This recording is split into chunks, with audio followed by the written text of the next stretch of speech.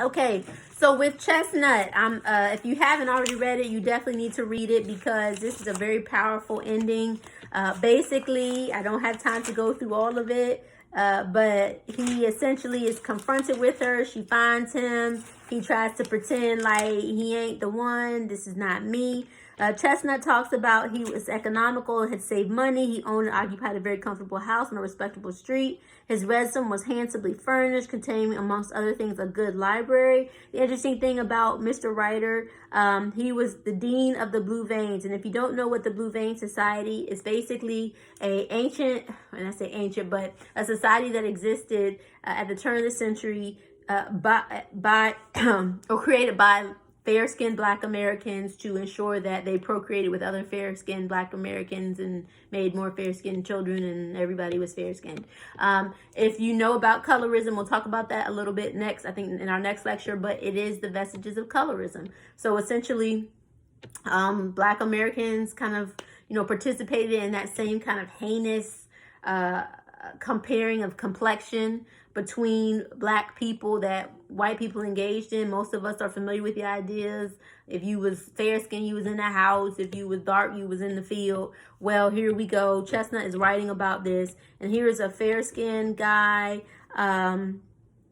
whose hair was almost straight, who had basically worked hard to shake off the vestiges of his life in slavery. And then here comes his brown-skinned slave wife that he has since left from years ago, trying to find her original slave husband. And he's questioning her as she stumbles upon his home, and he says, "How have you lived all these years?" And Chestnut puts her speaking in the dialect of where she was from, cooking, sir. I's a good cook. Does you know anybody what's need a good cook, sir? I stopping with a colored family around the corner yonder, and I can't get a place. So that's how she's talking. And then look at how they compare his response. Do you really expect to find your husband?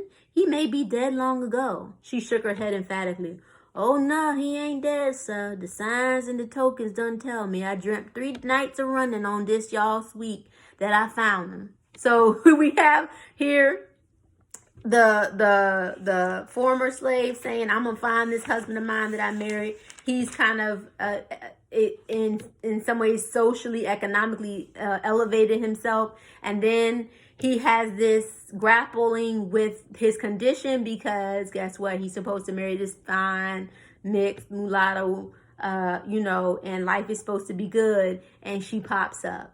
And he tells the story, if you remember, if you read, ultimately he's having a party where he's supposed to announce his engagement, plans to be married, and then he reveals to the group that, hey, you know what, I had somebody that I was married to in slavery, and we're led to believe that he basically is more or less going to uphold his commitment in marriage.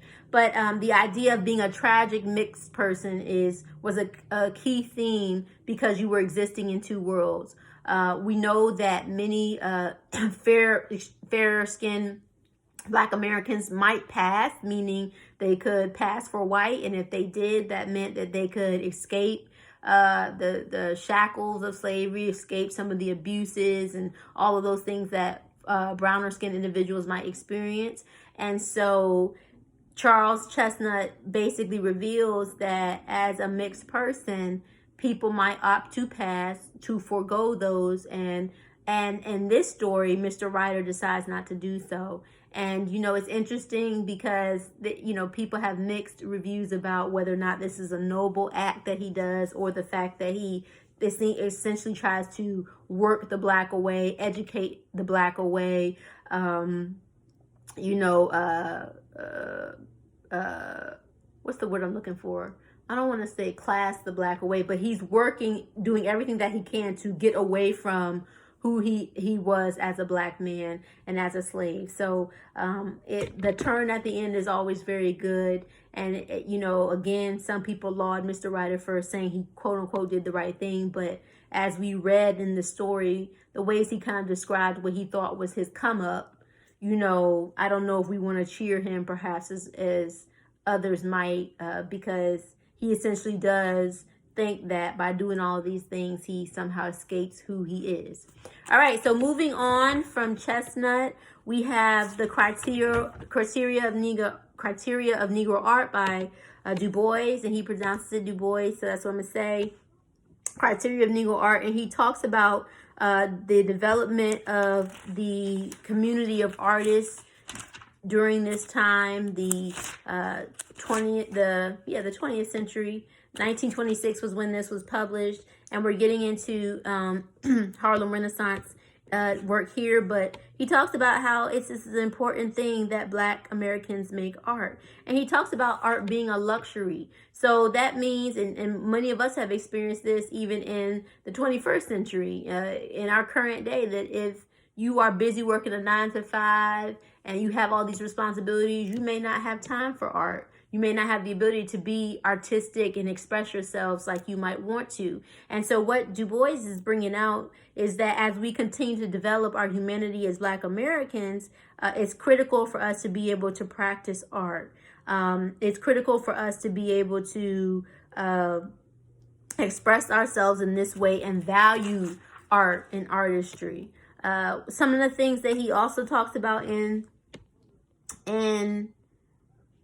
the passages, how Black Americans see themselves. Do they want to consider themselves as an American? How do they accept themselves in a society that does not embrace them? How do they look at who they are and value it?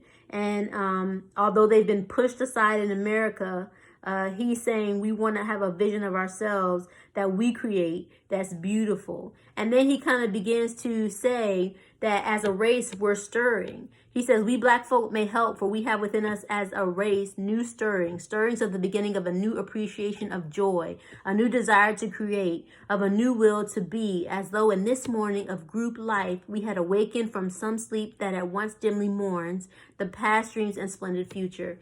And I love this because to me it kind of harkens back to the idea that Black people were people before slavery. And so you can imagine, and we already know from just global world knowledge, that many of the West African countries that that Black Americans came from are beautiful, are ripe with artistry and forms of expression. And we know of the musicality of the dance, of the drum. We talked about that in slavery and some of the holdover vestiges from the African roots. And so what Du Bois is saying is recognize, look, we're going through a key time, which in the Harlem Renaissance is where we are stirring, where we are awakening as a people to who we are. He says from a deep sleep.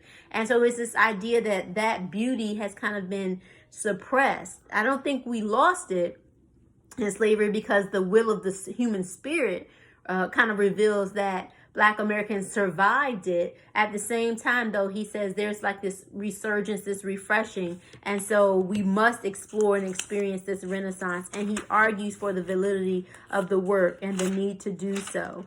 And I'll just hit this one passage on page 775.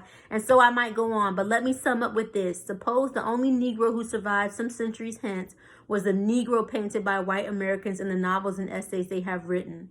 What would people in 100 years say of Black Americans? And so I love that, because he's saying, look, we have to paint our own picture. We cannot let white Americans tell us who Black people are or paint us with their brush. We as a people, as a community, have to paint our own pictures. We have to create our own culture. We have to show and represent ourselves so that we can have a true picture of what it means to be a Black person in America, with all of its, beauty and difference and uniqueness and extravagance. And so I love this, because he's saying, look, we need to appreciate the art and value and support what's being done.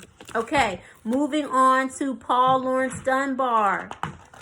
Okay, Dunbar, again, is another bridge person. He gets us from, essentially the Great Migration into the kind of early beginnings of the Harlem Renaissance. I assigned you Worn Out. He has a great poem. One of my favorite first four stanzas, or the first four stanzas are my favorite. Let me read that. You bid me hold my peace and dry my fruitless tears, forgetting that I bear pain beyond my years. You say that I should smile and drive the gloom away. I would, but sun and smiles have left my life's dark day. All time seems cold and void, and naught but tears remain. Life's music beats for me a melancholy strain. I used at first to hope, for hope is past gone. And now without a ray, my cheerless life drags on. I'm going to finish it. Just getting good to me. Like to an ash-stained hearth when all its fires are spent, like to an autumn wood by storm's winds rudely shent. So gladly goes my heart on cloth of hope and peace. It asks not joy again, but only seeks release. That's so beautiful. That's just, I mean, how can you not read poetry and think that's so beautiful? Paul Laurence Dunbar, man. Just gorgeous. I love it. Love it.